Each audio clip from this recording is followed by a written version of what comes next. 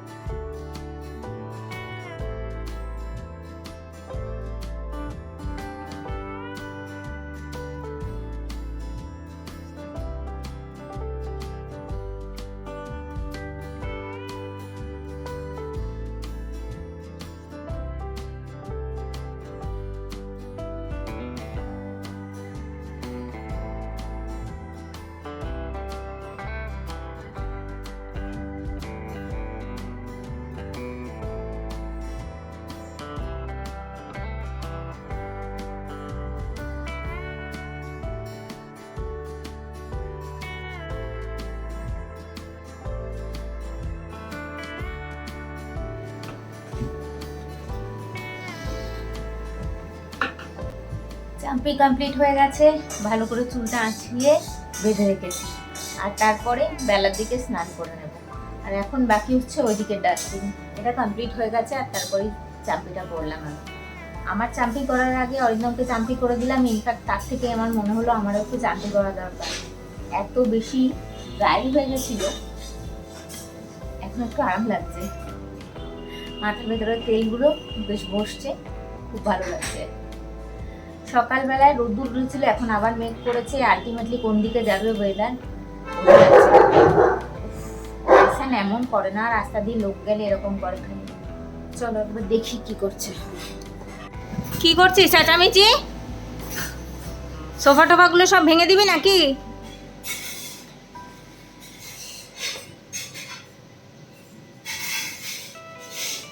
আজকের ব্রেকফাস্ট হচ্ছে চাউ। আমি এখানে সোফার কর্নারে, আমরা সব এখন ব্রেকফাস্ট করছি। 9:30 বাজে, অরিন্দমের ব্রেকফাস্ট হয়ে গেছে। আর এখানে রাখা আছে আমাদের ফল, ফ্যাশনের জন্য আপেল কাটা হয়েছে, ও দুপুরে খাবে। আর অরিন্দম এখন বেরোবে অফিসের জন্য। চিত্র প্রায় রান্না শেষ, বাড়ির আপডেট দিয়ে দিলাম। এবার খাওয়াটা কমপ্লিট করি। এ বাবা, আমার চামচটা ভিডিও করতে করতে এইভাবে সসের মধ্যে পড়ে গেছে।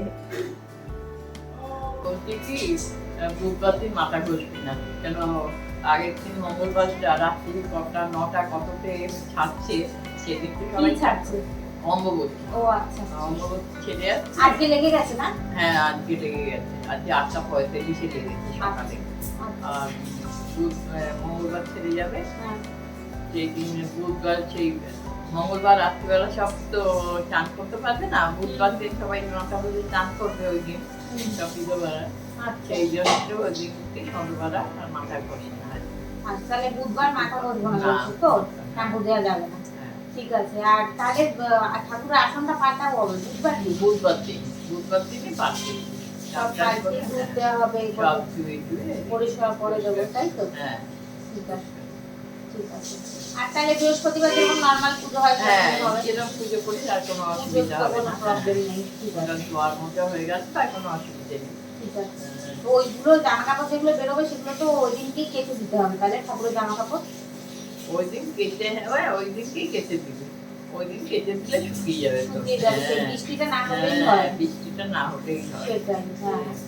ঠিক আছে, তাহলে ভালো করলে তুমি বলে দিলে, আমার তো খেয়াল থাকবে না, না হলে আবার ভুলে যাবো। হ্যাঁ, আর তুমি কি বলছিলে, কি আম দুধ না কি একটা বলছো? হ্যাঁ, অমাবস্যাতে একদিন ঠাকুরকে আম দুধ দিতে হয়। আম দুধ দেবো?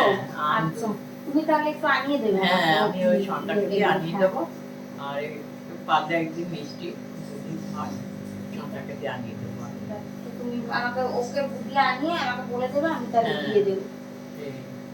অম্বাবুচি এসে গেল মানে তো পুজো এসে গেল। হ্যাঁ, পুজো তো এসে গেল, আর কয়েক মাস। সামনের মাসে রথ না? হ্যাঁ, সামনের মাসে যেন কত তারিখে পড়েছে দেখতে হবে। হ্যাঁ, এটা জুন মাস শেষ হতে এলো। জুন মাস সেদিন পড়লো মনে হচ্ছে। শেষও হতে এলো। হ্যাঁ আজকে তো 22 তারিখ।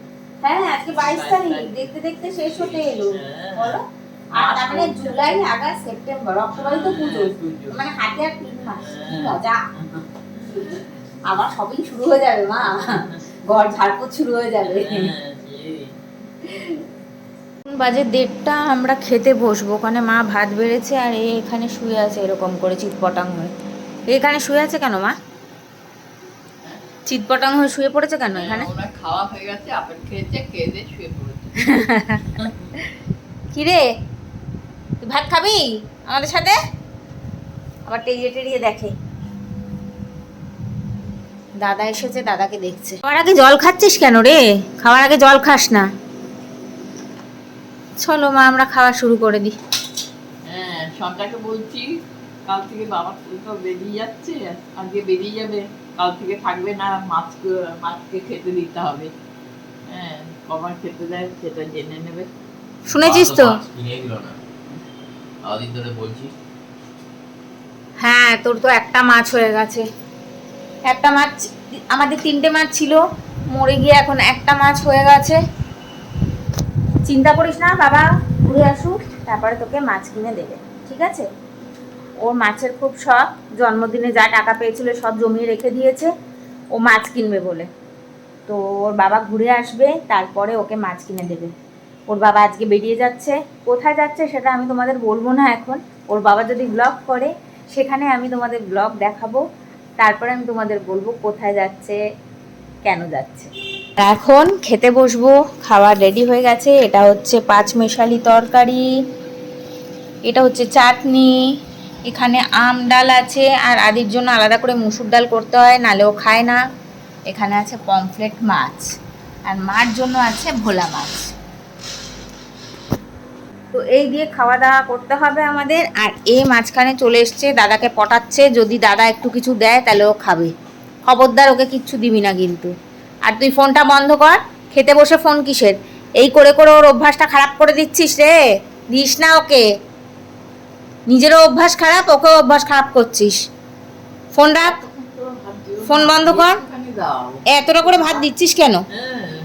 বাজলো, অরিন্দম এসে গেছে নিশ্চয়ই। আজকে স্যাটারডে, তাড়াতাড়ি আসার কথা।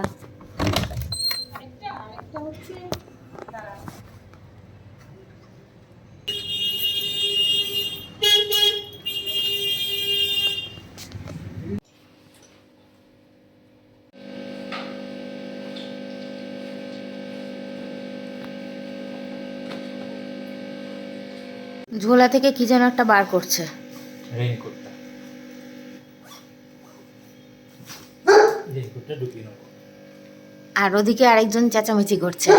আরেকজনকে তো এখন পেয়ে গেছে। ভুক ভুক, এবার দেখবে কীর্তি। এই যে, ওই যে, এটা কুকুর না চিংড়ি মাছ কে জানে। আনন্দ দেখো, আনন্দ দেখো।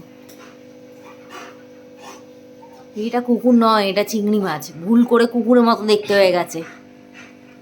একটা লবস্টার, তিরিং বিরিং করা লবস্টার। বাবার প্রতি প্রেম দেখো, চেটে চেটে চেটে চেটে।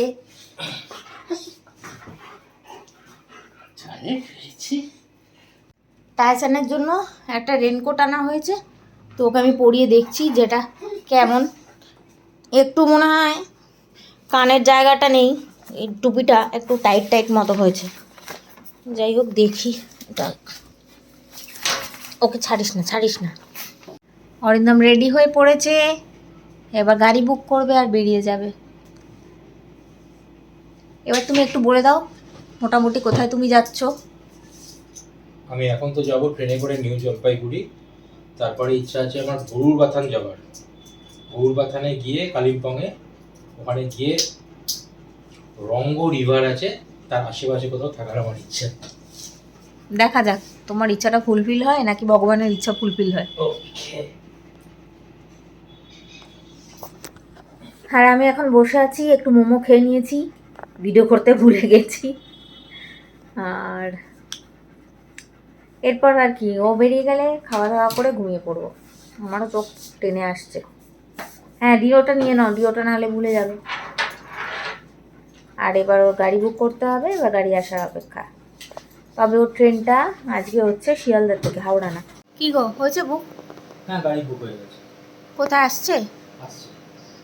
আচ্ছা, আমরা সবাই যাচ্ছি নিচে আদির বাবাকে সি অফ করার জন্য। আর টাইসান তো সবার আগে দৌড়িয়েছে। এই যে উঠিয়ে দেওয়া হচ্ছে। মা দরজাটা দিয়ে দাও তো।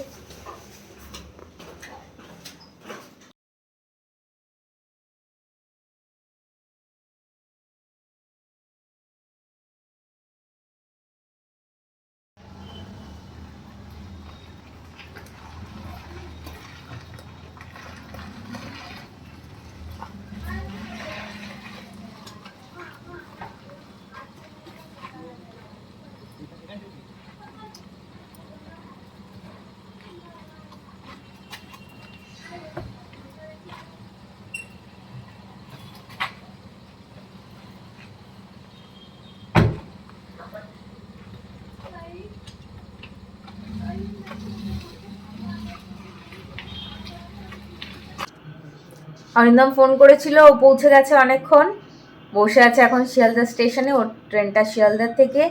আর আদি এখন দেখছে বাইরে খেলা, আজকে রোনাল্ডোর খেলা আছে, তো সেই খেলা দেখবে, সেজন্য বসে খেলা দেখছে।